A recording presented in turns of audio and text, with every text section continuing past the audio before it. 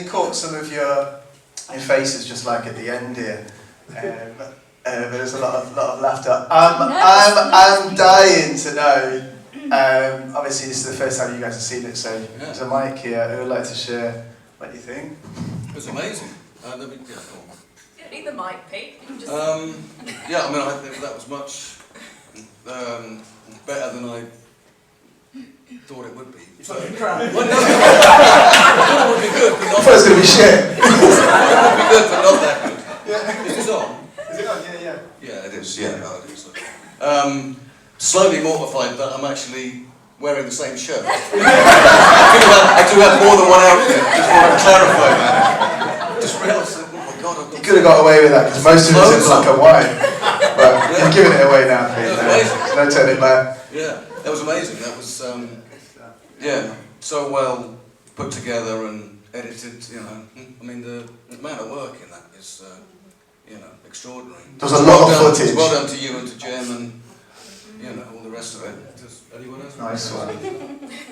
Yeah, that was awesome, man. You know, like, I was so nervous in that film. I was absolutely bricking it. Like, just watching myself.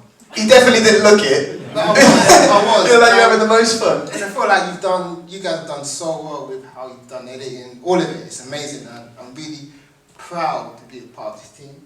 An amazing team, and yeah, it's awesome. Yeah. We're doing that thing of picking people off like a store. Oh no, it's not happening again. Yeah, it seems to be bringing back memories. When you're scared, it's almost your turn.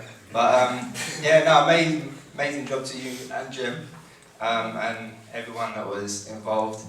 At the beginning, obviously, I was really nervous to watch it. It was really awkward to watch yourself singing for the first time on camera and being there. But no, I really enjoyed watching it, and great job all round. Yeah, I thought it was actually really fun. You know, I was expecting just like cringe the whole way through, but actually it was actually really fun to watch. Good. To look back on everything. I think biggest thing for me is knowing that there are people in the audience that I'm very close to, my family, might not have heard me ever say any of the things I said here. To strange people who don't even know me, and I'm opening it up, and that's quite weird. But it's quite nice to be free enough to do that without saying easy free too many times. And also just really lovely to hear what everyone here has to say, because we know each other, but we've never opened up and said any of that to each other. So seeing it through the screen is very surreal, because we could have said that to each other, but we never quite had the occasion. We were too busy rehearsing. We, you know, we sort of needed a camera to do it, which was a weird thing, I think. Yeah, definitely. Yeah. We need someone to make a GIF of the Io doing the slow mo boss. That was just absolutely brilliant. Consider it done. Thank you very much. All right, we'll make that happen. Yeah, it was awesome, stop photographing me when I'm mid-stammer, it's ugly.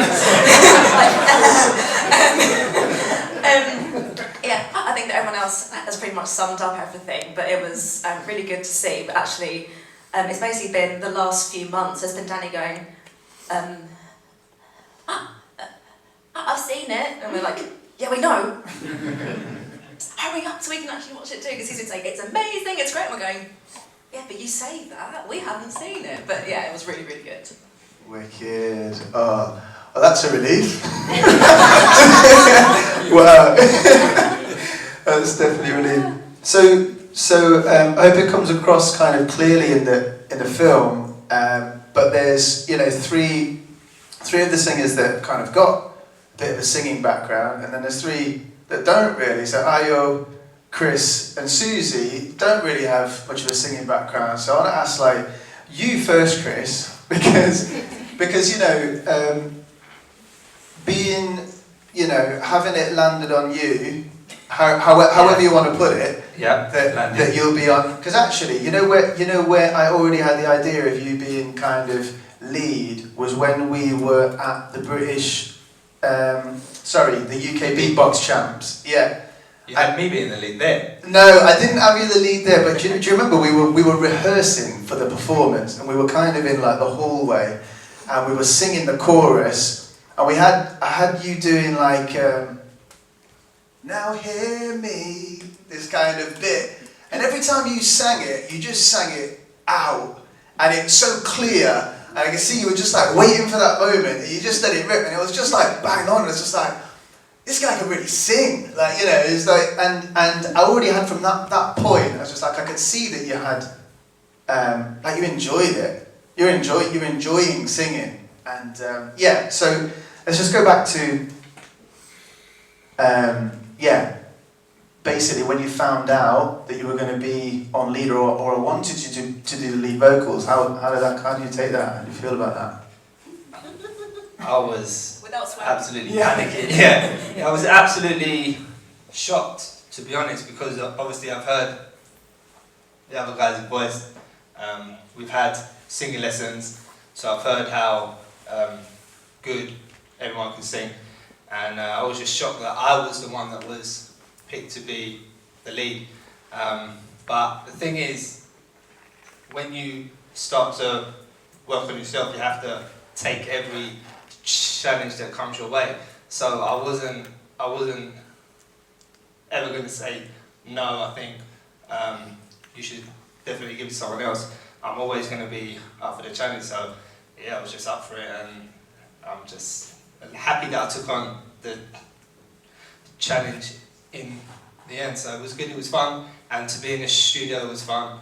So yeah, I had a great time, really. That's fine. Yeah, no, it was a great studio days, weren't they? Oh yeah.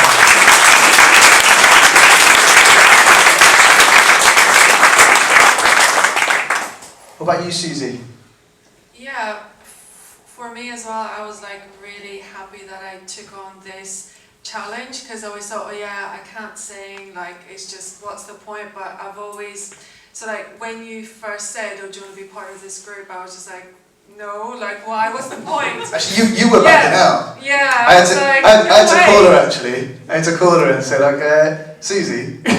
Yeah. Like, yeah. So then, are you, yeah. Yeah, so that's why I'm really glad, because I just thought, yeah, just try it, you know, and like what's the worst that can happen, you know? Amazing. Yeah. You did an amazing job. Oh, Amazing job. Everyone just like, I just say that everyone kind of just like stepped up to the plate on whatever needed to be done for this song. It wasn't just like singing those notes or doing those parts. It was like being a part of the mission of, you know, raising awareness, what the song's about, what this whole thing's about. And that's what I think has been really special about the whole project. Yeah. Any other comments from anyone about the experience of like the whole project so far, the recording experience? Anyone got anything to add? I'll add something if I may, because Danny has a habit of essentially just booking a date and going, we're going to do something, and we're going, but what? And he goes, I don't really know.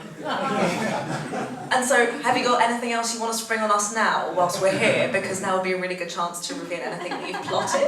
Well, now you just give me an idea, Claire. So actually, do you know what? Claire, you're up for this. Yeah? No. Right, check this out. So actually, Claire, I've been teaching her one-to-one beatboxing.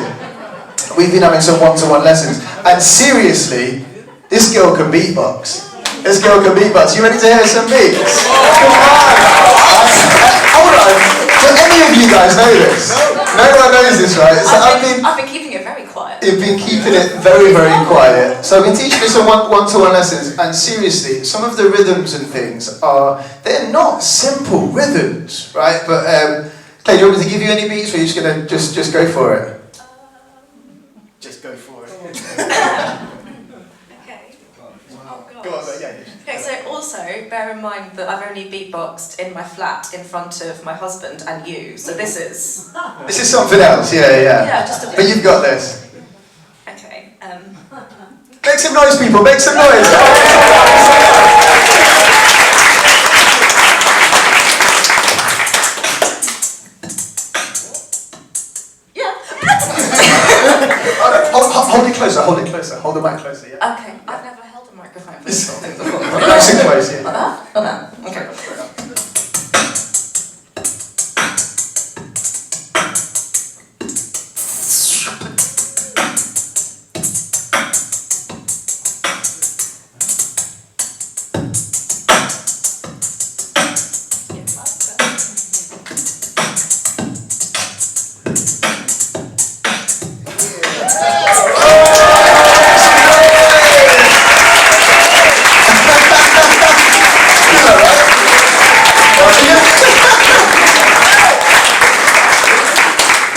have to get some of that into on the next track. Yeah, boom. It's those fast hi-hats. I can't even do them that fast. I can't do them that fast. And I've been teaching her, but they're nuts. She's like the hi-hat queen.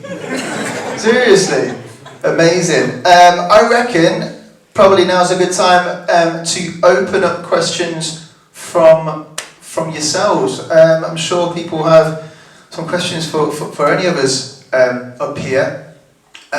So we're just going to take 2 seconds and someone's going to come and grab that microphone. Yeah, if you just pass it over to Ari. I'm just going to turn the light on here. These are quite. It's a bit brutal, isn't it?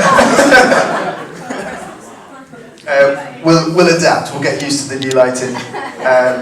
So yeah, please. I'm going to be cheeky and maybe ask two.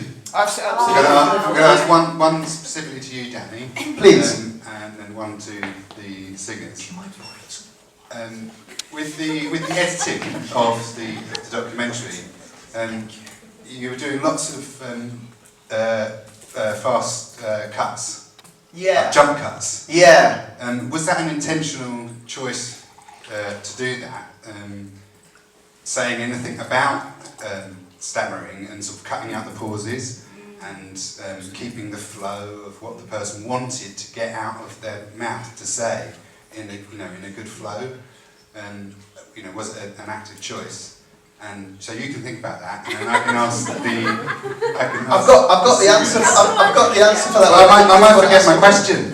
You hold on to it. Okay, go for it. Go for it. For the singers, it's clear that all of you at this stage in your lives have full command over your stammers in whichever way is personal to you.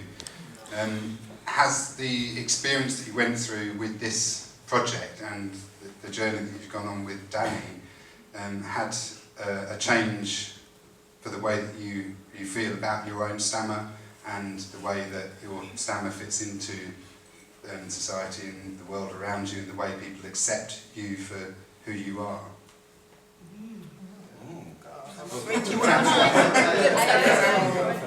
So basically, I start every day, like all the time. I started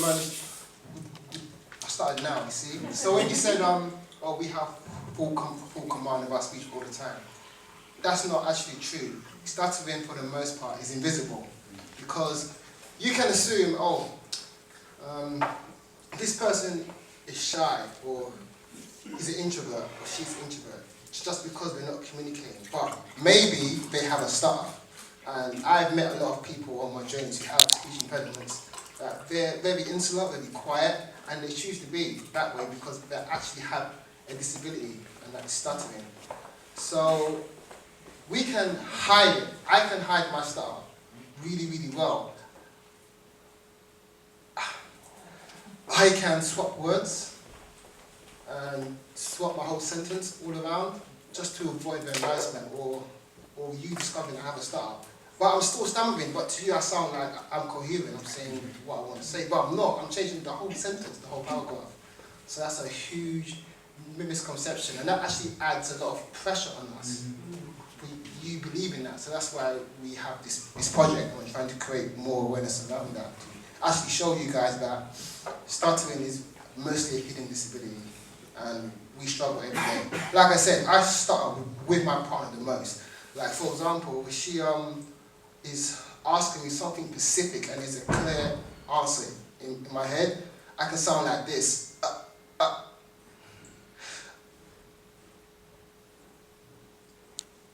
No air. I can be like that, stuck in there for like 10 seconds. But here, I'm speaking quite well, but it's not always like this. That's what I mean.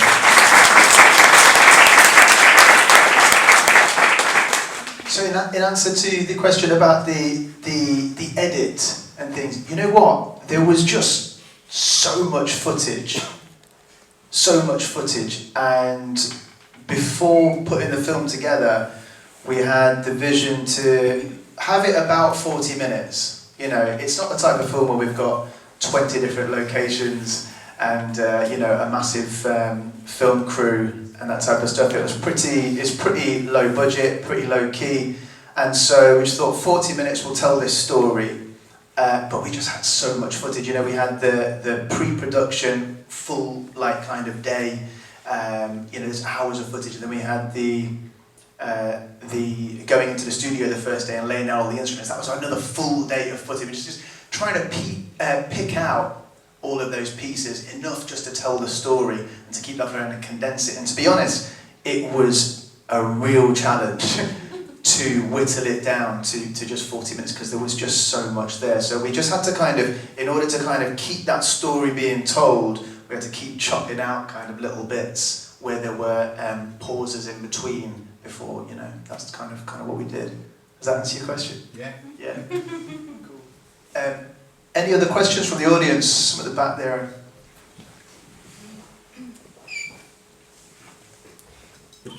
The ability to kind of mid-flow, in the middle of a sentence, suddenly get this barrier in the way and find your way around that to be able to complete your sentence feels like an amazing talent, an amazing kind of special ability. Do you find you use that in real life? Because a lot of people get barriers thrown in the way, can't find their way around and get locked in, but you've got this kind of, is that expandable, that talent? That's interesting. That I've never really thought about that actually, but do you mean is it a thing you can apply to life outside your kind of speech? Yeah, exactly, because you've got the mental kind of, yeah, the neurons are there, kind of wired to be able to find your way around things. Yeah, you certainly need to, or I do anyway, you need to develop some kind of mental dexterity, and so yeah, so maybe on a more subconscious level, maybe it does apply to other aspects of life. I don't know. Have you found that? Yeah, I can add to that. Yeah, can we add to that? Yeah, I mean, with work specifically, because our life and our speech is never straightforward, we always have to find a way around things, even from ordering food to, you know, anything.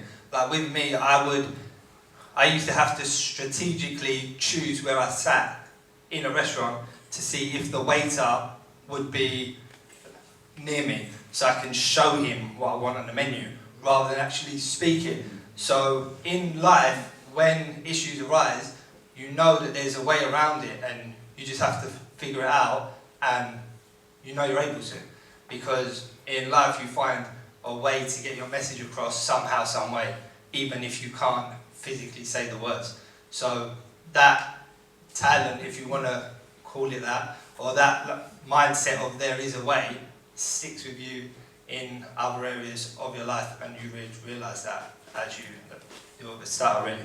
I don't know if anyone else has got anything to add. I could add something, because I actually still do that, Chris. I always make sure I'm sort of on the end. Yeah. But I think even if you have good speech days, there are always going to be days where you think, I just don't want to talk today, I just don't have the energy. But I think also there becomes a point where you also think, actually, if I've been battling with how I speak for the last 25, 30, 40, 50 years, I can then take on this one challenge that might seem a little bit tough, say. So I think you sort of have to weigh it up with other things that you've overcome. But there are certainly days when I will still avoid situations or do things differently, even though I feel like I probably could deal with those situations in a normal way. Sometimes I just don't have the courage that day or the energy just to do it. So it's kind of hit and miss. I think that most people who stammer, who are confident, even themselves have days where they're like, you know what, not today. So.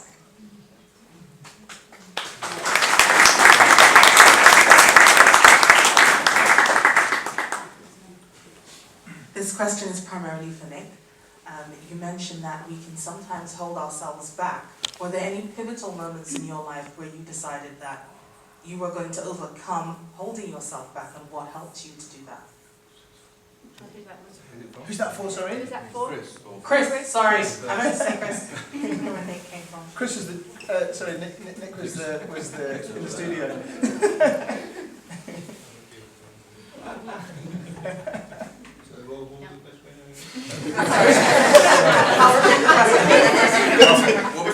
So you mentioned that the problem is not necessarily the problem. Sorry.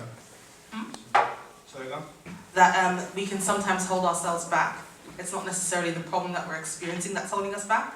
Yeah. So were there any pivotal moments in your life where you actively decided to overcome, and what was it that helped you to do that?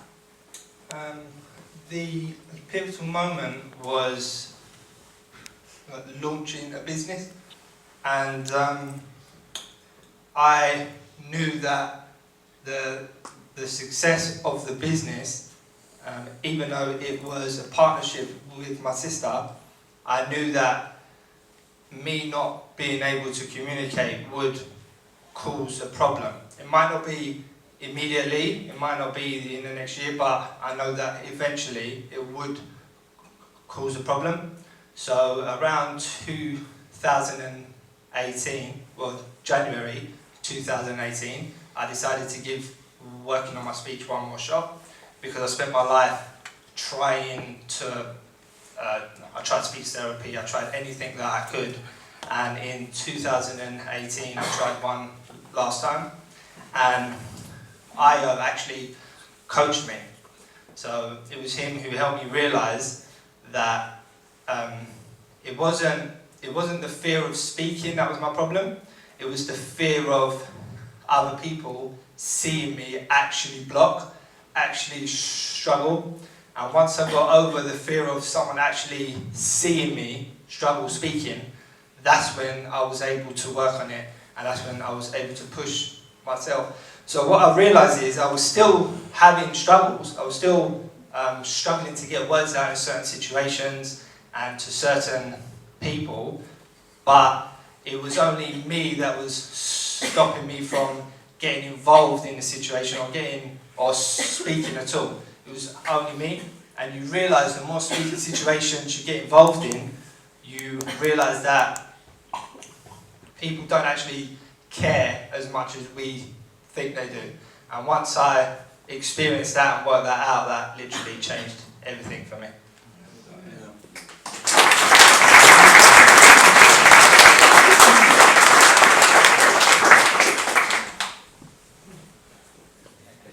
Hi guys, this is a question for all of you. Do any of you feel that the stammer started or was connected to any form of trauma? The reason I ask before you say is I used to have a boyfriend who had a stammer, and he grew up in a violent home, and when his older brother was being beaten up, he developed the stammer. So I was just curious if you had any links to that in any of your lives.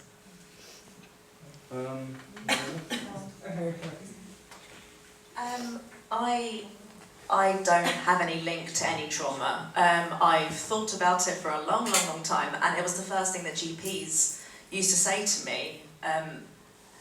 They used to say that it must be linked to something, and I'm saying, no, really, it genuinely isn't. But I know some people who, I've got a friend who was in her mid-30s, and then she suffered from a stroke, and she went into a coma. Then when she came out of the coma, she then suddenly stammered. So it is very sort of almost random as to whether or not it can kick off in any way. But for me personally, I don't have any links to trauma in any way. No, I don't think trauma particularly started it. Growing up didn't help. Just life and everything that it throws at you doesn't help.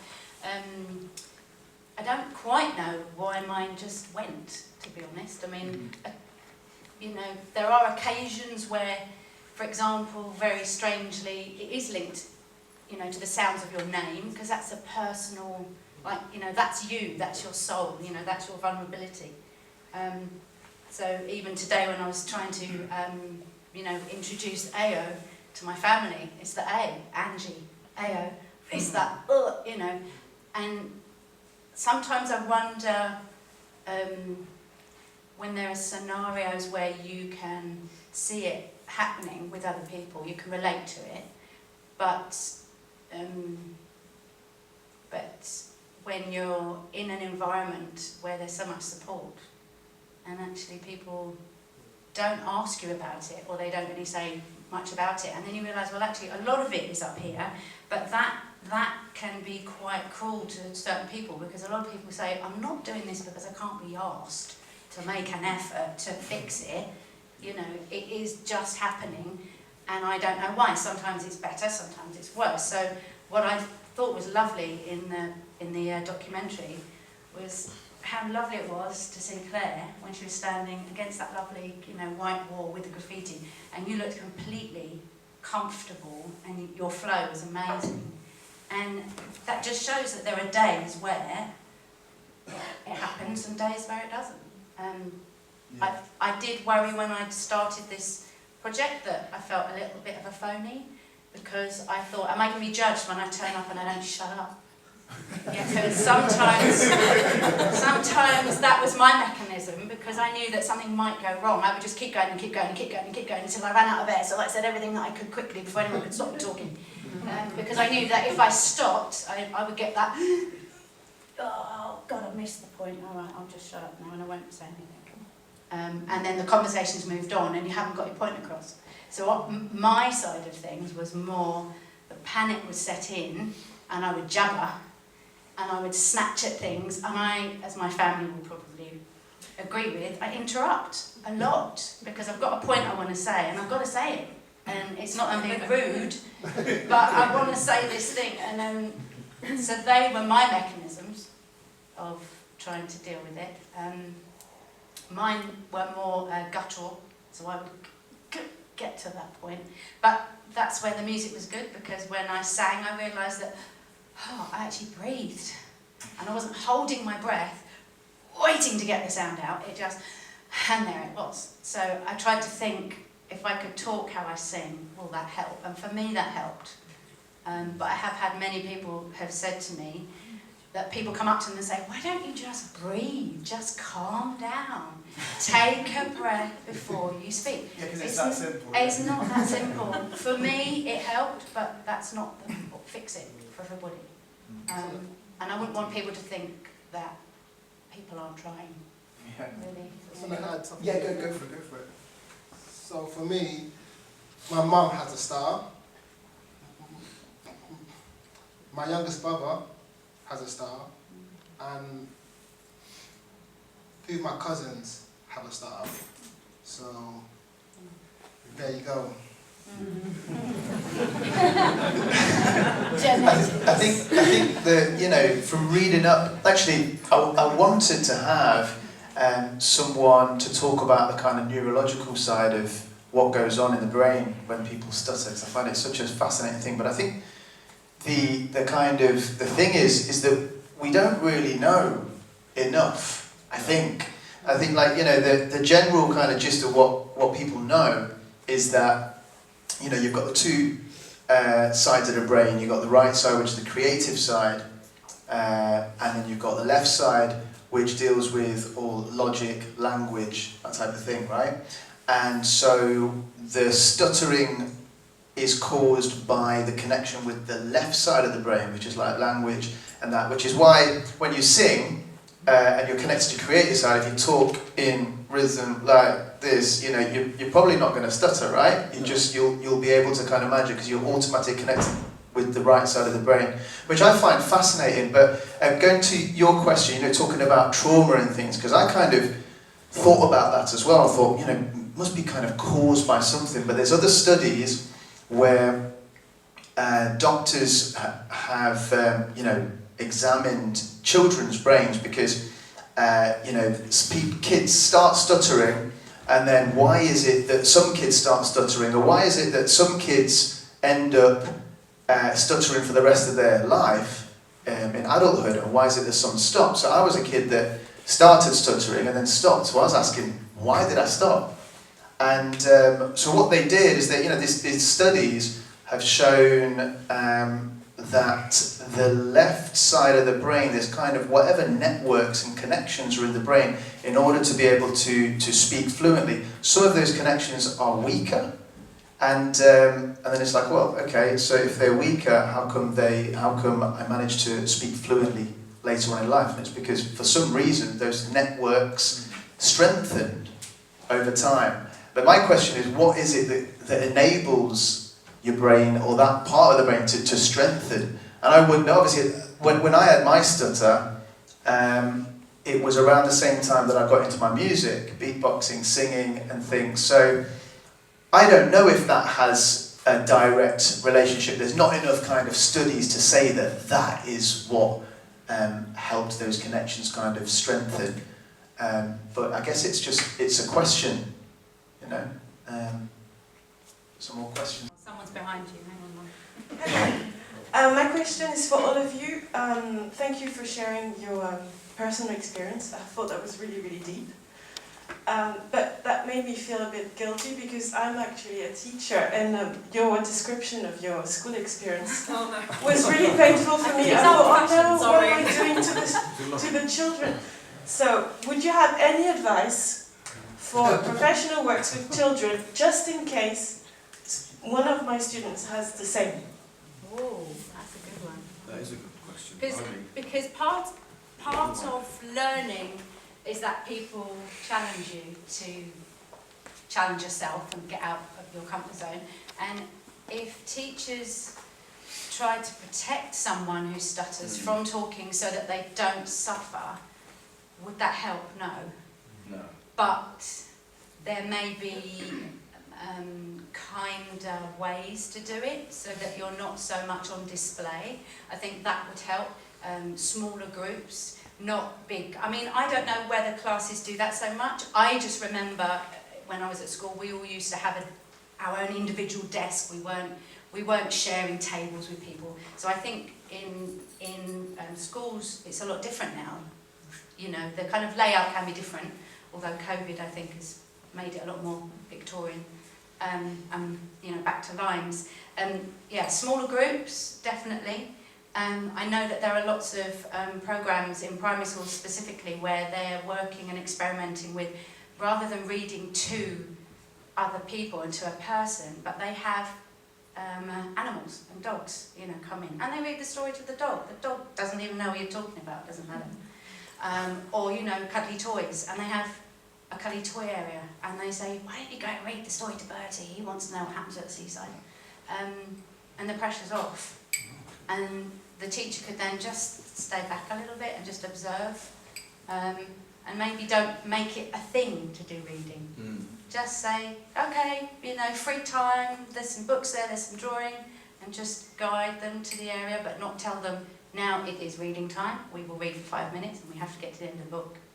Because that's the pressure, I think. Personally. Yeah? Go for it, man. You don't have to ask me. So for me, I would say the most important thing is awareness in the classroom. You need to educate the other kids about stuttering. Simple as that. And to make them understand this kid, this other child, needs more time to speak. And to not respond to their stuttering. Just act as normal. But once we normalise stuttering in society in general, then we will not grow up with trauma and anxiety and self-doubt and low self-esteem. If everyone was just gave people stutter a bit more time to speak and did not respond in a negative way when they're trying to speak. It's as simple as that. So it's just make the staff more aware of stuttering, and the children especially. Make the children aware of stuttering so they know how to deal with their classmate who has a stutter. Just want to say, you know, something that I've kind of learned through this, because I kind of left my stutter behind as a kid, as any kid would do. If you've got a challenge, you're stuttering, then all of a sudden you're not. You know, I was so happy to forget about it, but it's only since I started thinking about setting up School of Beatbox, and then it was a social enterprise, blah blah blah, this kind of stuff. I started to look back at at my stutter, and I've totally gone off track and I forgot what I was going to say. I'm just going to be really, really honest. I have no idea what I was getting. What did you say, Aya? About schools. We're in schools, weren't we? You know what? I might come back and finish that off in a second. Any more questions? Over here, Aaron.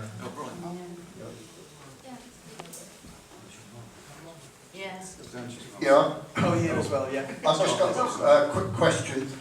I know Peter, I met Peter on the stammering course quite a few years ago.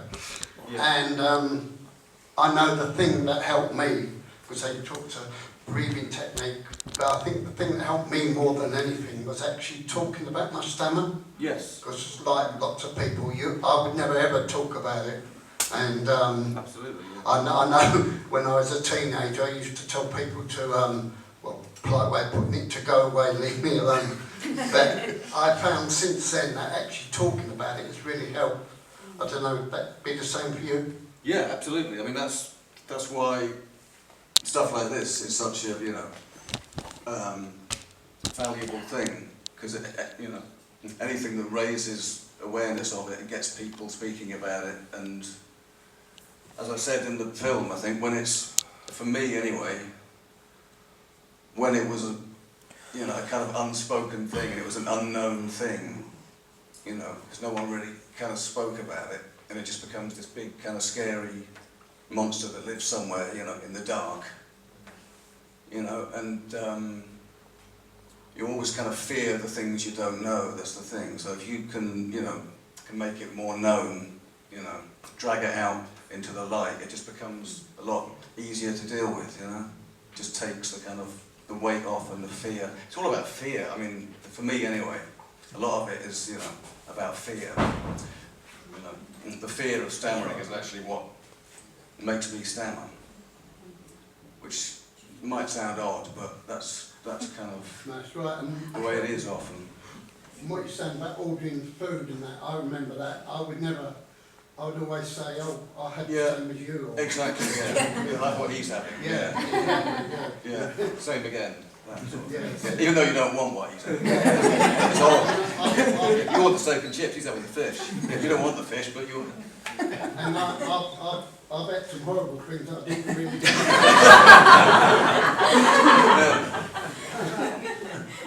I think we've got a question. Oh yes, Angie. On the subject of fear and talking, yeah.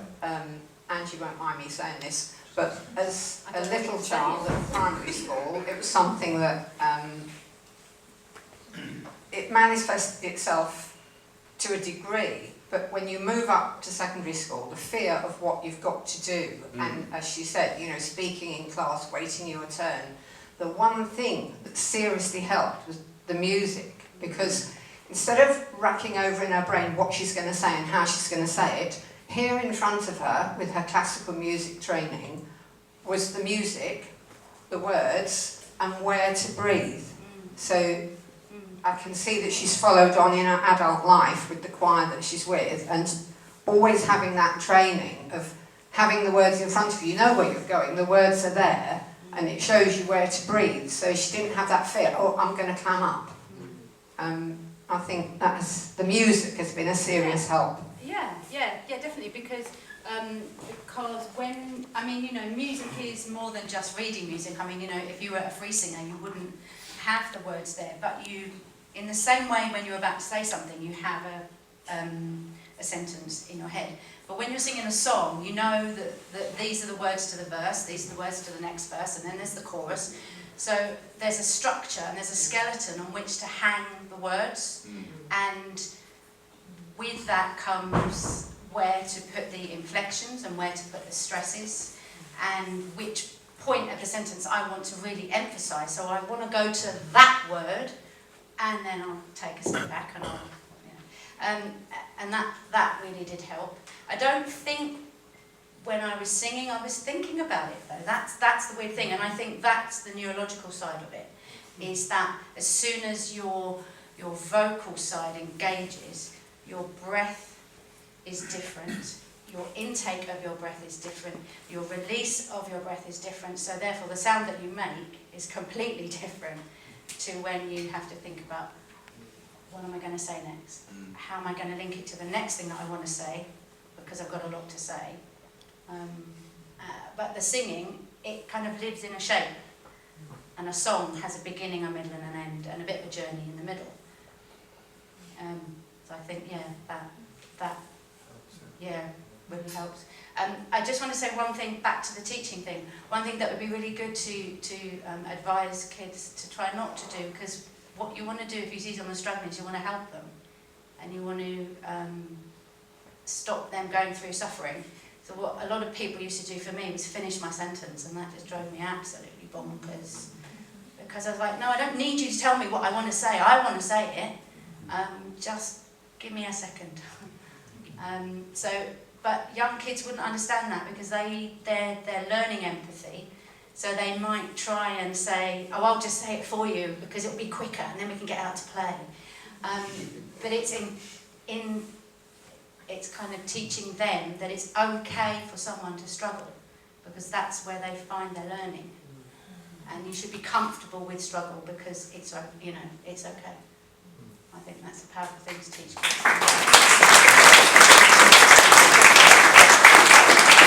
It's also worse when someone tries to finish your sentence and they get the damn thing wrong. Because that wasn't what I was going to say.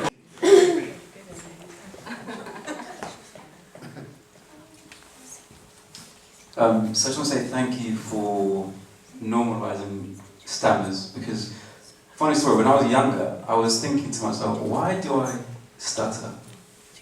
And I didn't realise what was going on. And I remember now from just this whole experience that I used to stutter, and now it's gone. But the experience of what I've just had just now has normalised it and raised the awareness. So I want to say thank you to this project and this film for doing that for me. My question is, what is your biggest takeaway from this project and this experience that you've had?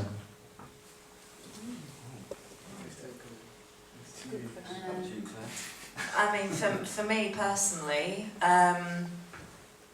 I've started beatboxing as a result of it,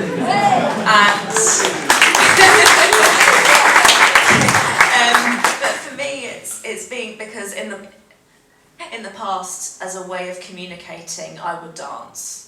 I've been dancing for as long as I've been stammering, and it was a way for me to communicate and express myself without speaking.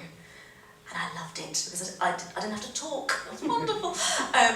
But for me to be able to start beatboxing now, it's for me to actually use my voice, which was the tool that's held me back all my life. So for me to be able to use my voice in a way that is fluent is incredible. But I still struggle with the breathing, Danny. I still struggle with the breathing. But yeah, just being able to use, I think, Susie mentioned in the documentary, is being able to use the thing that's held you back and turn it into a strength. So that's my takeaway from this. Yeah. My takeaway is, even if you have been on a journey and you're not in that place anymore, it doesn't need hiding away. So there's still good that can come from it. So my guilt was that I don't often have a problem with speaking now. So am I a fraud? Are you going to watch this and go, what's she even on there for? But I know that the reason I'm here is because of what I went through as well. So it has definitely shaped the things I do now in life. So yeah. Yeah. So for me, I would say it's always facing head on what scares you, because so for me, like, I was scared about having to sing. I thought, God, this is going to be so cringy, so embarrassing, and I thought, okay, well, the only way through it then is I've got to go and sing, because I always think to myself, so if I talk about the stuttering side of it, it was always, I always was trying to find a way to deal with stuttering. avoiding it. And I think what I learned, the only way is like you have to do and go through all those things that you dread, that you feel embarrassed about, that you're fearful of. That's the only way through. There's literally no other way. So I think with this project, it's just one more stepping stone on that journey of becoming more comfortable and more confident with my speech.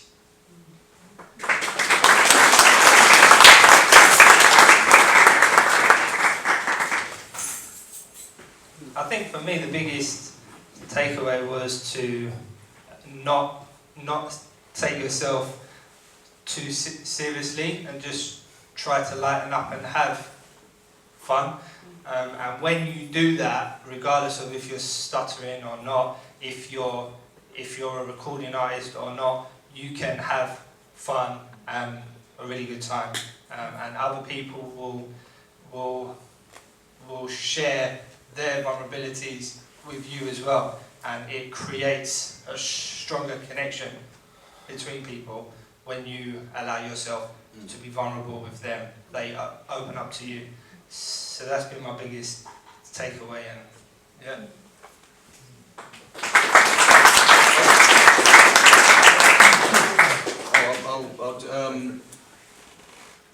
For me, I think probably one of the biggest things, one of the best things I think from doing this is meeting and working with all these guys. Like who have been,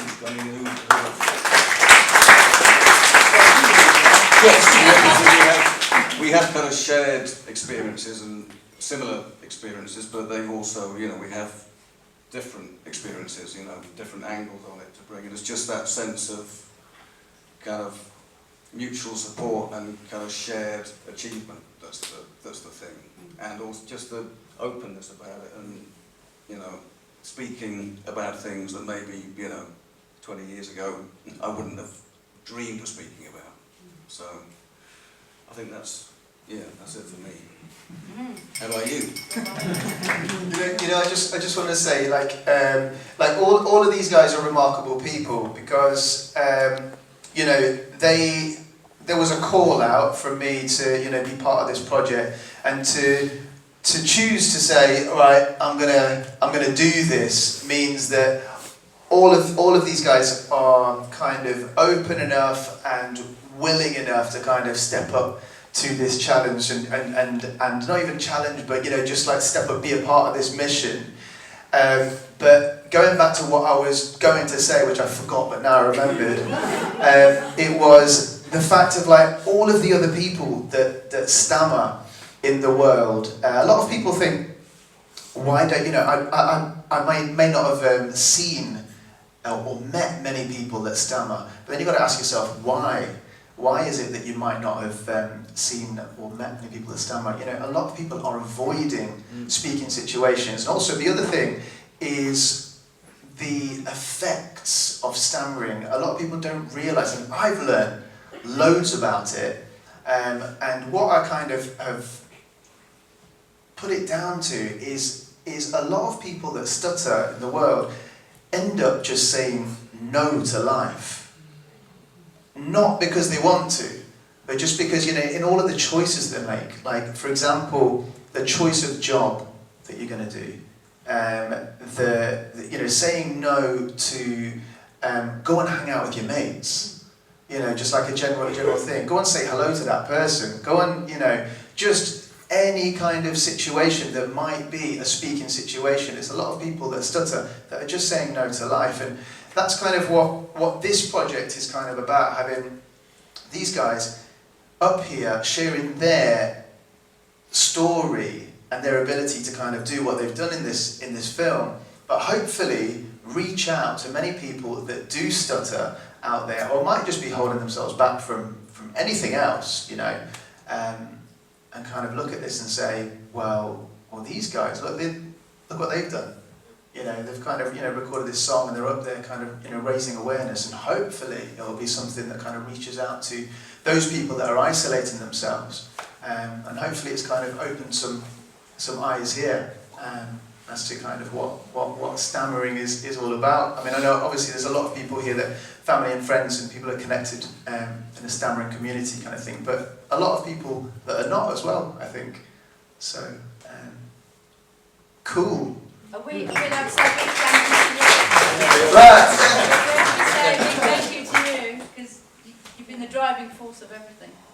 Thank you to you guys. I don't know if a day goes by when you don't think about how you can improve it or how you can get it like more awareness, and yeah, it wouldn't happen without you, and actually, you know, you're just amazing.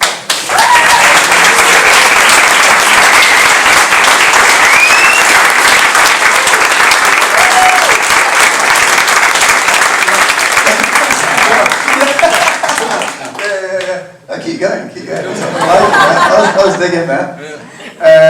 Now you guys made it easy. You guys made the whole thing easy. I mean, you know, going through lockdown and all of the kind of whatever challenges were there, you know, you just stepped up to the plate and just everything that was kind of asked, you kind of just went for it, gave your heart and soul into it, and you know, we've got an amazing project. More to come. You know, we're planning to do. The plan is to kind of push out, do more screenings of this film, do more Q&As, I don't know what else kind of thing, but just as much awareness that we can raise. This is all about raising awareness. If you've taken photos, videos, I've seen some people snapping, which is absolutely brilliant. We welcome that. Please tag at School of Beatbox so we can continue sharing, and hashtag Stammer Project if you post anything up, so we can keep making some noise. Any final questions? Oh, we've got one over here. No, really yes, Shane. Have Netflix been on the phone? It's very difficult to get things on Netflix. You've got to go through, I don't know, you've got to go through these aggregators. Have you got any contacts, Shane? We'll talk. Great stuff, guys. I reckon, unless there's anything else anyone wants to share. Oh yeah, amazing! Check it out. So the song, Free, was released today. Yeah, it's available to stream. Just check out Free School of Beatbox, and you'll find the track. You can download, stream it. It's released today. It's on all major digital platforms: Spotify, Amazon, iTunes, and all that. So yeah, get listening to that. And yeah, anything else that I've missed? Watch this space. Watch this space, yeah, absolutely. Wicked, guys. Thank you so much for he's got it on his phone. Thank you so much for being here.